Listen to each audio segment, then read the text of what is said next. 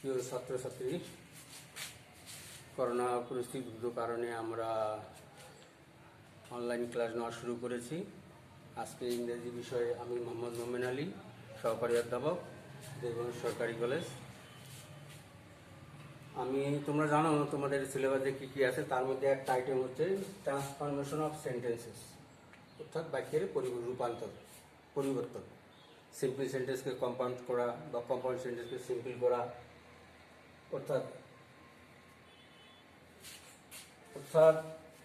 Sentence যেভাবে ব্র্যাকেটে দেওয়া থাকবে, বাক্যটার শেষে ব্র্যাকেটে যেটা বলবে যে সিম্পলকে কম্পাউন্ড করতে হবে অথবা কম্পাউন্ডকে সিম্পল করতে হবে। এই সিম্পল, কম্পাউন্ড বা কমপ্লেক্স এটা করতে গেলে আমাদের বেসিক একটা ধারণা থাকতে হবে, সেটা হচ্ছে ফাইনাইট ভার্ব আমরা বলতে কাকে বুঝি। তা আমরা এমনি ভার্ব সম্পর্কে জানি। ভার্বের একটা ফর্ম হচ্ছে present form, past form, past participle. Present form, past form, past participle, এগুলো আমরা জানি। জানা জিনিসটা আমরা রিপিট করি।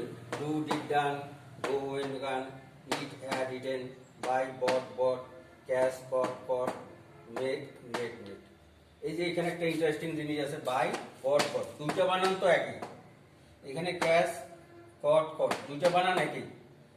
মেক, মেড, দুইটা বানান তো একই। এখন এই বাক্যটাতে the car made in Japan runs well, এই বাক্যটাতে আমরা যদি একটু খেয়াল করি, আমরা অনেকে ঘাবড়ে যাবো যে এই যে মেডটা আমরা এখানে ব্যবহার করলাম, the car made in Japan runs well, এই মেডটা এই দ্বিতীয়টা, এই যে পাস্ট ফর্মটা না পাস্ট পার্টিসিপল ফর্মটা, এইটা যদি আমরা বুঝতে চাই তাহলে প্রথমে আমাদেরকে বুঝতে হবে ফাইনাইট ভার্বটা কি। ফাইনাইট ভার্ব কিছু না, এই যে ভার্বের প্রেজেন্ট ফর্মটা ডু আর ভার্বের পাস্ট ফর্মটা, এই দুইটা নিলাম আমরা এখানে। এই ডু ভার্বের প্রেজেন্ট ফর্ম নিলাম এখানে, ডু ভার্বের পাস্ট ফর্মটা নিলাম। আর এই যে এখানে ডাস নিছি, আমরা একটা জিনিস জানি যে প্রেজেন্ট ইনডেফিনিট টেন্সে যখন subject third person singular number হয়, তখন আমরা জানি ওই সাবজেক্টের পরে যে ভার্বটা আসে, অর্থাৎ third person singular number verb হলে ভার্বের সাথে এস অথবা ইএস আসে। এই সেই এস বা ইএস, অর্থাৎ প্রেজেন্ট ইনডেফিনিট টেন্সে সাবজেক্ট যদি থার্ড পারসন সিঙ্গুলার নাম্বার হয় তাহলে ভার্বটার সাথে এস বা ইএস। তাহলে আমরা ফাইনাইট ভার্ব করলাম তিনটা, ডু ভার্বের প্রেজেন্ট ফর্মটা, ডু ভার্বের পাস্ট ফর্মটা, আর এই যে ডু ভার্বের প্রেজেন্ট ফর্মটা আছে, এই প্রেজেন্ট ফর্মটার সাথে প্রয়োজন অনুযায়ী এস অথবা ইএস। এখানে কিন্তু এস নিলে হবে না, এখানে ইএস নিতে হবে। এগুলো কোথায় এস নিতে হবে, কোথায় ইএস নিতে হবে আমরা জানি। তো প্রত্যেকটা ভার্বের ফাইনাইট কিন্তু তিনটা। অনুরূপভাবে গো যদি নেই আমরা, এইখানে আসবে গো, সেকেন্ডে আসবে ওয়েন্ট, আর এই ডাসের জায়গায় আসবে গোস। অনুরূপভাবে যদি আমরা ইট নেই, ইটটা আসবে এখানে ইট, এইখানে আসবে অ্যাট, আর এই জায়গাটা আসবে ইটস, ইএস। তাহলে আমরা প্রত্যেকটা ভার্বের ফাইনাইট আমরা তিনটে পাচ্ছি, প্রেজেন্ট ফর্মটা, পাস্ট ফর্মটা, আর প্রেজেন্ট ফর্মটার সাথে এস অথবা ইএস। এটা ফাইনাইট, আমরা ফাইনাইট বুঝলাম। এখন ফাইনাইটের বিপরীতটা আছে নন ফাইনাইট। নন ফাইনাইট এই তিনটা বাদ দিয়া, এই তিনটা ডু, ডিড, ডাস, এই তিনটা বাদ দিয়া আর ডু ভার্বটার যে কোনোই ফর্ম আসুক না কেন, যেমন ডান, এই তৃতীয়টা আমরা কিন্তু এখানে নেই, এইখানে ফাইনাইটের জায়গায় তৃতীয়টা নেই। এই যে পাস্ট পার্টিসিপল আছে, পাস্ট পার্টিসিপল করে আমরা ফাইনাইটের জায়গায় নিই, তার মানে পাস্ট পার্টিসিপলটা বাদ, পাস্ট পার্টিসিপল চলে গেল নন ফাইনাইটের জায়গায়। তো এইখানে ডান পাস্ট পার্টিসিপল, আর তারপরে দ্বিতীয়টা এখানে লিখছি ডু এর আগে টু, অর্থাৎ যদি কোনো ভার্বের আগে টু থাকে এবং সেটা যদি ওই টুটার পরে প্রেজেন্ট ফর্ম থাকে তাহলে ওটা নন ফাইনাইট। আমরা চোখ বন্ধ করে বলে দেবো যে কোনো ভার্বের সামনে যদি টু থাকে এবং সেটা যদি প্রেজেন্ট ফর্ম হয় তাহলে ওটা হচ্ছে নন ফাইনাইট। অনুরূপভাবে প্রেজেন্ট ফর্মের সঙ্গে যদি আইএনজি যুক্ত হয় তাও নন ফাইনাইট। অর্থাৎ তাহলে আমরা তিনটে পাইলাম এখানে, যে ডান, টু ডু, ডুই, এই তিনটা থেকে বলা যায় এইটা আসলো টু হ্যাভ ডান। হ্যাভটা হচ্ছে প্রেজেন্ট ফর্ম, আর যেহেতু হ্যাভ হয়েছে আমরা জানি হ্যাভ হ্যাজ হ্যাড হলে তারপর ভার্বের পাস্ট পার্টিসিপল হয় টু হ্যাভ ডান। হ্যাভিং ডান অর্থাৎ ভার্বের সঙ্গে আইএনজি হয়ে গেছে, এটা নন ফাইনাইট, এটাও নন ফাইনাইট, ডানটাও নন ফাইনাইট। এই যে ডানটা নন ফাইনাইট, তাহলে ভার্বের তৃতীয় ফর্মটা অর্থাৎ ডু, ডিড, ডান, এই পাস্ট পার্টিসিপলটা, আর প্রেজেন্ট ফর্মটার আগে টু আর প্রেজেন্ট ফর্মটার সাথে আইএনজি, এই পাইলাম আমরা done, to do, doing, to have done, having done. এটা আবার প্যাসিভ করা যায় টু হ্যাভ বিন ডান, এটাকে আবার প্যাসিভ করা যায় হ্যাভিং বিন ডান।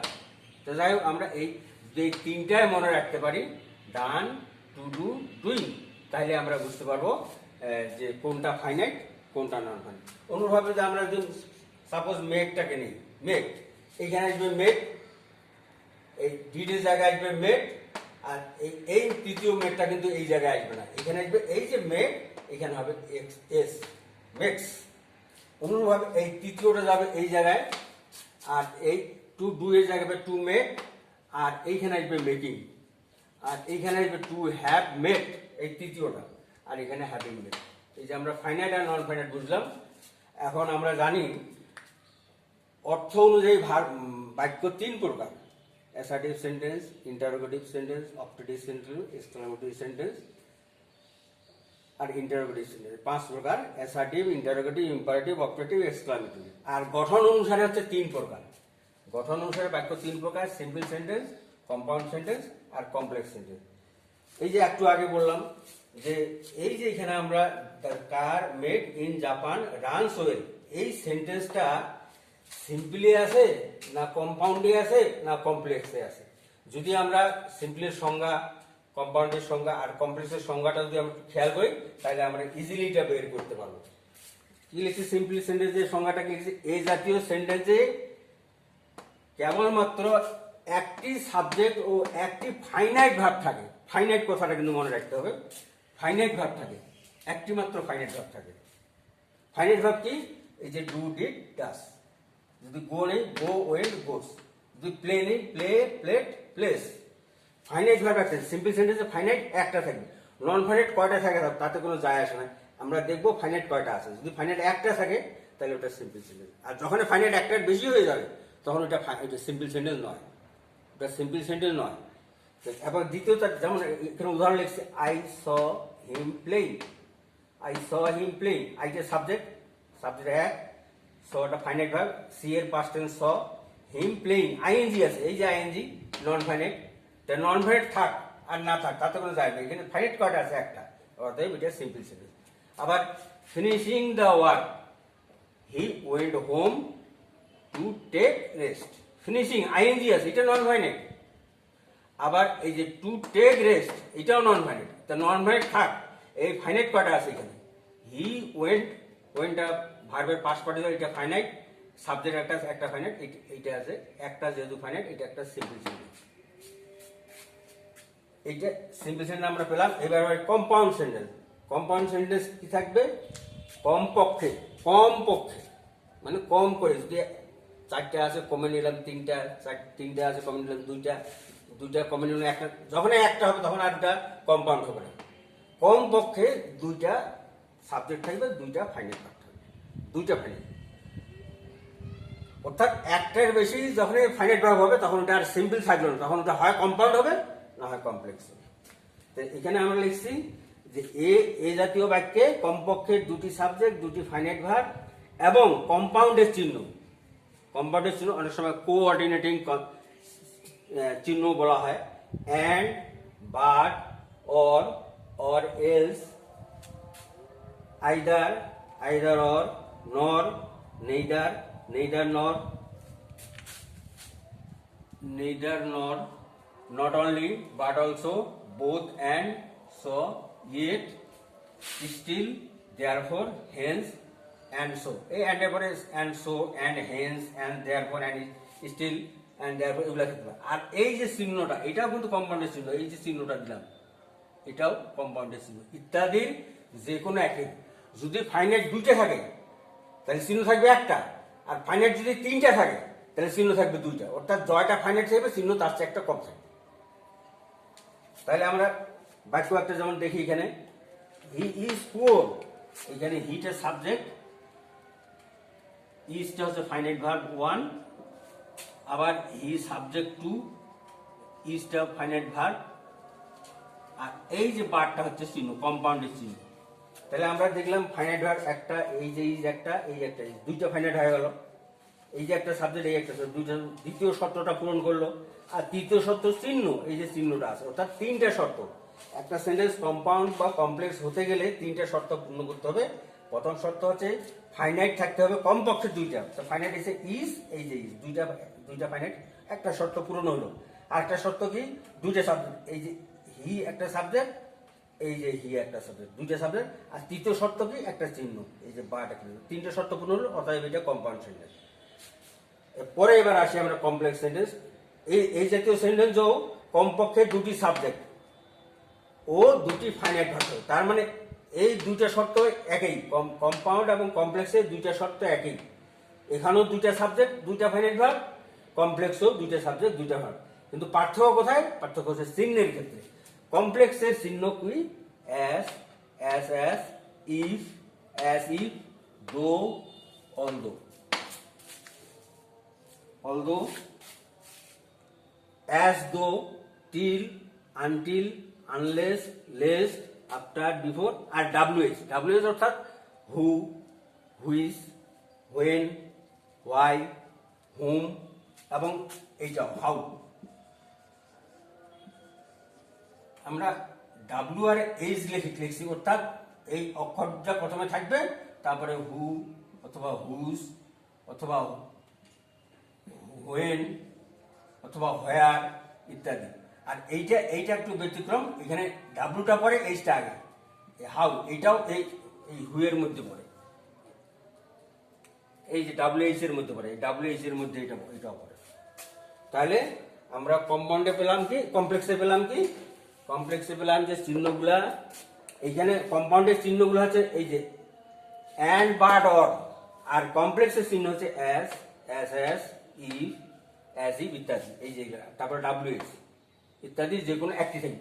এইখানেও যেমন দুইটা ফাইনাইট থাকলে চিহ্ন থাকবে একটা, এইখানেও দুইটা ফাইনাইট থাকলে সাব চিহ্ন থাকবে একটা। যদি তিনটা ফাইনাইট থাকলে সাব চিহ্ন থাকবে একটা কম। যেমন আমরা বাক্য লিখছি এখানে, I waited there, I subject 1, waited finite verb 1, there till he came. এইখানে ফাইনাইট ভার্ব, এই ওয়েটেড একটা ফাইনাইট ভার্ব, এইখানে কেম একটা ফাইনাইট ভার্ব। দুইটা ফাইনাইট ভার্ব হলো, একটা শর্ত পূরণ হলো। এখানে সাবজেক্ট একটা, এইখানে সাবজেক্ট হি, দুইটা সাবজেক্ট, আর এই যে মাঝখানে টিল। অর্থাৎ কম্পাউন্ড সেন্টেন্স হওয়ার যে তিনটা শর্ত, সেই তিনটা শর্ত এখানে পূরণ করব। তো কম্পাউন্ডকে যখন কমপ্লেক্স করব অথবা কমপ্লেক্সকে যখন কম্পাউন্ড করব, তাহলে আমরা একটা ইজিলি এখান থেকে একটা অনুমান করতে পারি যে শুধু চিহ্নগুলোর পরিবর্তন করলেই হয়ে গেল। বাট আছে, বাট চিহ্নটা উঠাই দিলাম। এখন প্রযোজ্য যেটা কমপ্লেক্স করার জন্য, যেমন আমি এখানে একটা দেখাতে পারি, he is poor but he is honest. এইটাকে যদি আমরা কমপ্লেক্স করতে চাই, তাহলে আমরা এই বাটটা বাদ দিলাম, তাহলে এই চিহ্নটা এখানে নিলাম, দো,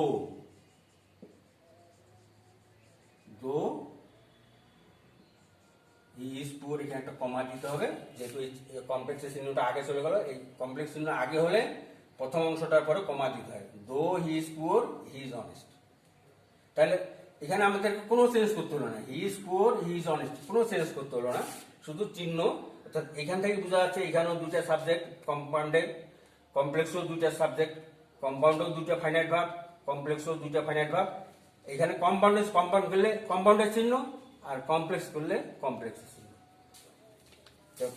এই কম্পাউন্ড এবং কমপ্লেক্স এবং সিম্পল বোঝার জন্য মেইন যে জিনিসটা দরকার, সেটা হচ্ছে ফাইনাইট কাকে বলে। ফাইনাইট যদি আমরা না বুঝি বা নন ফাইনাইট যদি না বুঝি, তাহলে আমরা এই সিম্পল, কম্পাউন্ড, কমপ্লেক্স ইন্টারচেঞ্জ যে করতে হবে, একটা থেকে একটা, আরেকটা থেকে আরেকটা, এটা আমরা পারবো না।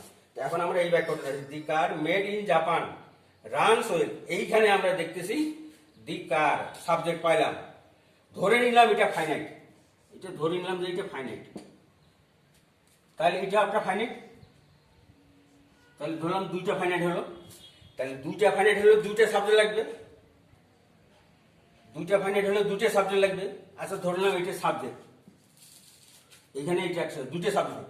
এখন কম্পাউন্ড বা কমপ্লেক্স যদি এই বাক্যটা হতে হয়, তাহলে কম্পাউন্ডের চিহ্ন কোথায়? এখানে নাই। কমপ্লেক্স চিহ্ন এখানে আছে কোথাও? নাই। অতএব এখানে দুইটা সাবজেক্ট নাই, কম্পাউন্ডের চিহ্ন নাই, কমপ্লেক্সের চিহ্ন নাই, তাহলে সাবজেক্ট এইখানে একটা, এই যে রানস, এই যেখানে যেমন ডাস বসছে, ডাস DOES, রান, আমরা জানি রান, র্যান, রান, এই প্রথমটার সাথে এস বসছে। পাস্ট পার্টিসিপের সঙ্গে কখনো এস বসে না, প্রথমটার সাথে এস বসছে, তাহলে এটা ফাইনাইট, তাহলে এই একটা ফাইনাইট আর এই একটা সাবজেক্ট। তাহলে এই যে বাক্যটা যেহেতু কম্পাউন্ডের চিহ্ন নাই, এই বাক্যটাতে কমপ্লেক্সের চিহ্ন, তাই এটা বাক্য কমপ্লেক্স কম্পাউন্ড নয়, তাহলে এটা সিম্পল বাক্য। আর যেহেতু এখানে সিম্পল বাক্য ফাইনাইট একটা আসে, তাহলে এটা অবশ্যই এটা নন ফাইনাইট। আর যেহেতু এটা নন ফাইনাইট, এইটা দ্বিতীয়টা না, এটা আছে তৃতীয়টা। তাহলে বানান দুইটা যদি একই হয়, যেমন কট কট, মেড মেড, বট বট, বানান দুটো একই থাক, আমরা যদি সিম্পল কম্পাউন্ড কমপ্লেক্স বুঝতে পারি, তাহলে আমরা ইজিলি বুঝতে পারবো যে এই যে এখানে ভাবটা ব্যবহার করা হয়েছে, এটা ফাইনাইটে আছে না নন ফাইনাইটে। এটা এই সেন্টেন্সটা সিম্পল, আর সিম্পল তো একটা ফাইনাইট আছে, তাহলে অবশ্যই এটা নন ফাইনাইট। আর যেহেতু এটা নন ফাইনাইট, এটা অবশ্যই তৃতীয়টা। এই হচ্ছে আমরা আজকে যতটুকু আলোচনা করলাম, এতটুকুর মধ্যে ফাইনাইট জানলাম, নন ফাইনাইট জানলাম, গঠন অনুসারে বাক্য তিন প্রকার, সিম্পল, কম্পাউন্ড, কমপ্লেক্স। সিম্পল চেনার উপায় কি, কম্পাউন্ড চেনার উপায় কি, কমপ্লেক্স চেনার উপায় কি। আজকে ছাত্রছাত্রীরা আজকে এই পর্যন্ত, তোমরা ভালো থাকো। নেক্সট ক্লাসে আমরা এই আরো কিছু কমপ্লেক্স সেন্টেন্সকে আমরা সিম্পল করব অথবা কম্পাউন্ড করবো, এই নেক্সট ক্লাসে এটা করবো। আজকে এটা প্রথম ক্লাস, ঠিক আছে, টাটা, বাই বাই।